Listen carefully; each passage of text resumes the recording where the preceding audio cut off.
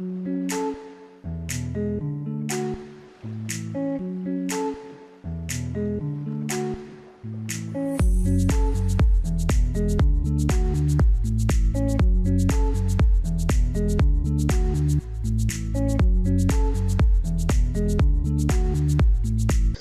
what are Python comments? Python comments are used to explain Python codes. So, when you write out your codes, you want people to understand exactly what you're doing with that code. Also, comments are used to make codes more readable. So, you can also put comments within codes to make your code more expressive.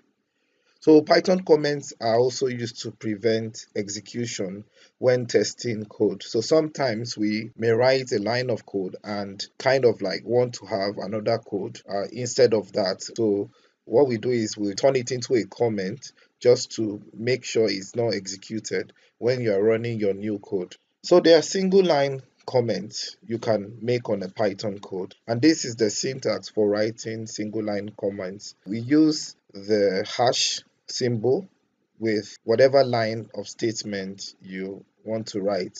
As you can see here, we have this statement explaining this line of code.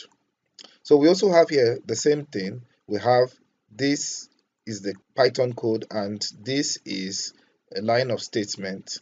And here we have the code that was written earlier, and the next line we want to now use. Because of that, we made the previous line of code into a comment. The one that will be executed is the second one. So let's try out single line comments and see how they work. So we're back to our Visual Studio Code, and we would like to run the single line comment along with a Python code.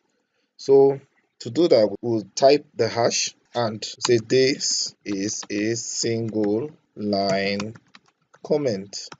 So we'll print hello Mike like we have there. So let's run this, and you can see it says hello Mike. It didn't output the first line that we made into a comment. It only ran the second line. So let's try another one. We'll say print cheers mate, right? And we'll just write this is another line of code. So let's run this.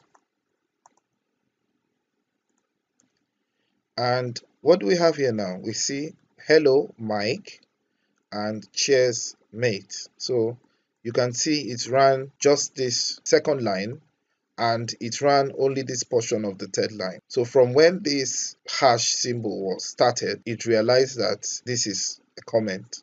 Let's also try one more. Let's assume we have hello Mike, right? And we realize, oh, the person's name is not Mike, the person's name is probably Bob, right? So hello Bob. So I want to only output the second line, right?